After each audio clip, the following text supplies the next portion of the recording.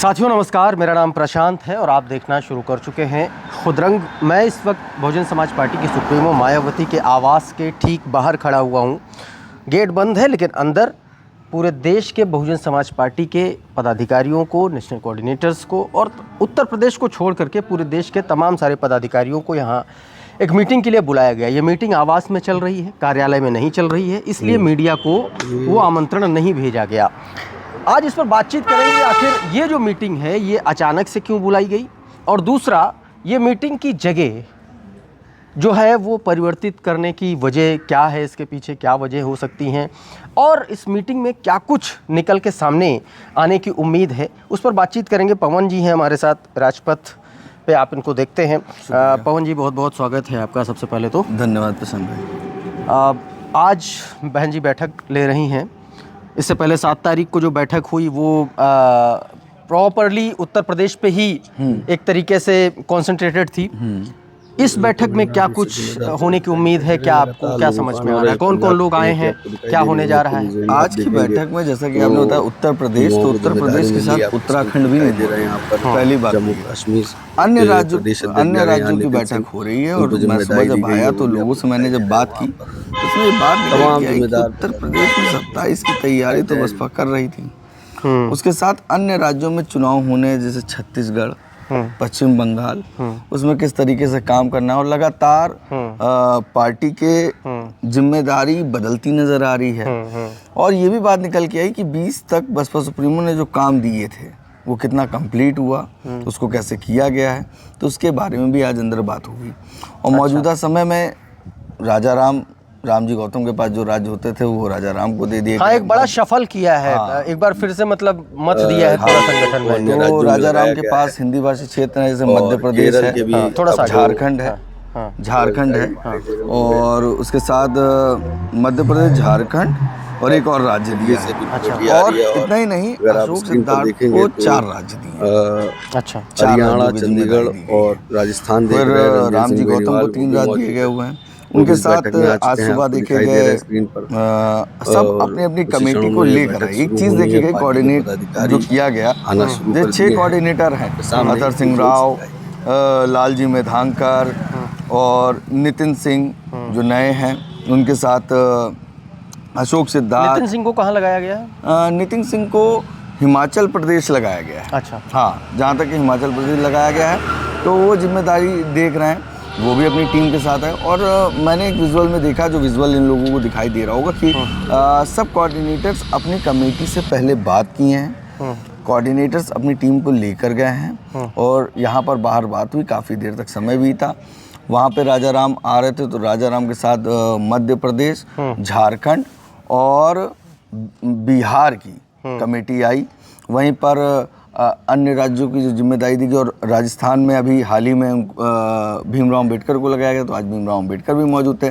धर्मवीर अशोक केरल में लगाए गए हैं, जो राज्य देख रहे हैं, उनके साथ जयप्रकाश देख रहे हैं। अच्छा, जयप्रकाश की ये पहली पब्लिक अपीयरेंस है? हाँ, जब से वापस पूरी आए हैं तरीके से पब्लिक अपीयरेंस पहली बार होगी। इससे पहले दिल्ली की बैठक में देखे गए थे, मगर इसके बाद लखनऊ की पहली पब्लिक अपीयरेंस है जयप्रकाश। लखनऊ की पहली अपीयरेंस है। और राजपथ पे बात भी हुई उनकी। पार्टी के पदाधिकारी सब अपनी कमेटी को चेक कर रहे थे, जो कि 20 तारीख तक। तो ये बात उन्होंने कहा कि 20 तारीख को, बीती हुई 20 तारीख को जिम्मेदारी दी गई थी, कितना काम हुआ है, उसको कितना कंप्लीट किया गया है, उसके बारे में बात होगी, और आगे क्या रणनीति है इस पे निर्णय बनेंगे। अच्छा, तो ये तमाम सारे लोग आए हैं 20 तारीख को। हाँ। क्या मान्यवर साहब की जयंती है 15 तारीख को, क्या उसको लेकर के भी कुछ बातचीत? हाँ, अब जैसे बसपा सुप्रीमो को जब यूपी में लगाया, तो अन्य राज्यों में कांशीराम स्वयं जाते थे, वहाँ की कमेटी को मजबूत कर रहे थे। वहीं पर अगर आप देखेंगे तो तमाम ऐसे नेता हैं, जैसे आप नाम लीजिए, समय उत्तर प्रदेश में देख रहे हैं गयाचंद दिनकर और दाऊ राम रत्नाकर, प्रोफेसर विवेक कुमार को बामसेफ की जो जिम्मेदारी दी गई है, उनको शायद कर्नाटक लगाया गया है। अच्छा, मेरे पास वो चीज़ें, मुझे जो चीज़ें हाँ, जो समझ में आ रही, जो पता चल रही है। तो कमेटी में बदलाव किया है, तो उन सभी को बुलाकर उनसे बात करना। दिल्ली के भी लोग आए हैं, मगर इस बैठक में लखनऊ में जो किया जा रहा है बसपा सुप्रीमो के आवास में, इसका कारण ये है कि कार्यालय मेंटेन हो रहा है। पहली चीज कार्यालय में काम चल रहा है, देखने को मिलता है। सुबह हम कई बार आए विजुअल बनाने या देखने, तो वर्कर्स जा रहे हैं, तो काम हो रहा था। तो उसके बाद बसपा सुप्रीमो की बैठक में आज यहाँ आवास पे रखा गया और जिम्मेदारी दी गई है, और इस बैठक में जिनके नाम है उन्हीं की एंट्री है। और मुझे लगता है 90 से 110 लोगों की एंट्री हुई है पूरे देश की। 90 से 110 मतलब 100 के आसपास की जो गैदरिंग है वो है, वो देखने को मिला। एक हॉल है, इसमें अरेंज किया गया, उसी में बैठक हो रही है। आकाश आनंद कॉमन फैक्टर, हाँ, आकाश पिछली बैठक में, इस बैठक में भी लगातार जो भी रणनीतिक बैठक हो रही है बहुजन समाज पार्टी की, उसमें आकाश आनंद है।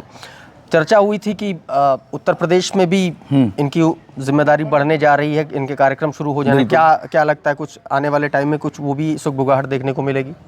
डिपेंड करता है, क्योंकि चुनाव छत्तीसगढ़ में भी होना है, पश्चिम बंगाल में भी होना है। तो हो सकता है अभी उत्तर प्रदेश, क्योंकि रमजान के बाद बसपा सुप्रीमो ने कहा कि रमजान के बाद आकाश आनंद को उत्तर प्रदेश के कार्यक्रमों में लगाया जाएगा, मगर दिल्ली से लगातार वो कोऑर्डिनेट कर रहे हैं, सभी कमेटी से मुलाकात कर रहे हैं, किस तरह से बूथ कंप्लीट हुए, हर चीज़ का समीक्षा करना। अभी बीच में आपने देखा होगा कई वीडियोज़ आए, पंजाब, हरियाणा, महाराष्ट्र जाना रहा, वहाँ की समीक्षा करना।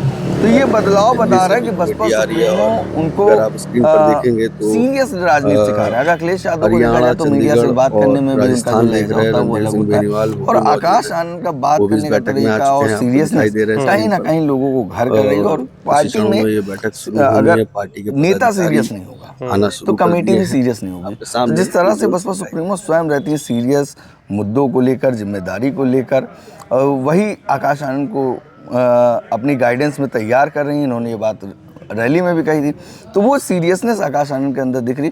आने वाले दिनों में हो सकता है 15 मार्च में कुछ नया देखने को मिले, कुछ जिम्मेदारी कहीं और की हो कार्यक्रम की। उत्तर प्रदेश में 2 कार्यक्रम हो रहे हैं, दिल्ली में 6 मंडल। आपने जयप्रकाश से बातचीत की है आज, क्या बोले जयप्रकाश? क्या बात हुई आपकी? जयप्रकाश ने कहीं ना कहीं वो जो तमाम राजनीतिक दल में जाते हुए नेता जो बसपा से तैयार हुए, उन पे भी एक तंज कसा, और एक मजबूत तंज कसा है कि आपका संघर्ष और आपका संयम और आपका धैर्य आपको तय कराता है रास्ता।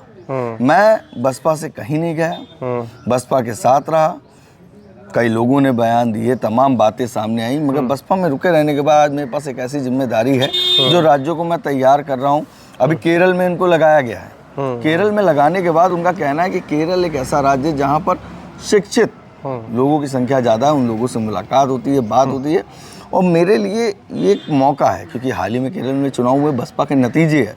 केरल एक ऐसा राज्य था और अच्छे नतीजे आए, और केरल एक ऐसा राज्य था बसपा का जहाँ पर वोट बैंक था, तो मगर वो तब्दील नहीं होता, मगर आम चुनाव में बसपा ने वहाँ बेहतर किया है। और ये चैलेंज भी हो रहा है, कहीं ना कहीं धर्मवीर अशोक ने भी स्वयं कहा और जयप्रकाश ने भी ये बात कहा कि हम उसको विधानसभा में नतीजे बदलने की कोशिश करेंगे, और उसी की तैयारी में जयप्रकाश लगे। यूथ लीडरशिप अगर देखा अच्छा, अभी जो उथल पुथल मची संगठन में, जो फेरबदल हुआ, इसमें आपका तमाम सारे लोग ये बात भी कह रहे हैं कि रामजी गौतम को का जो उनकी जो मजबूत राज्य थे वो उनसे ले लिए गए।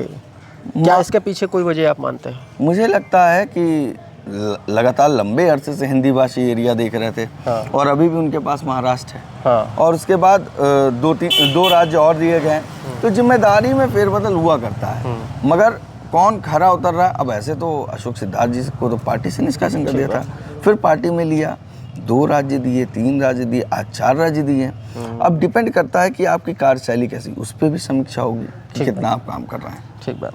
तो इस वीडियो में यहीं तक। पवन भाई, बहुत बहुत शुक्रिया आपका, बहुत बहुत धन्यवाद। आप सभी दर्शकों का भी बहुत बहुत शुक्रिया, बहुत बहुत धन्यवाद।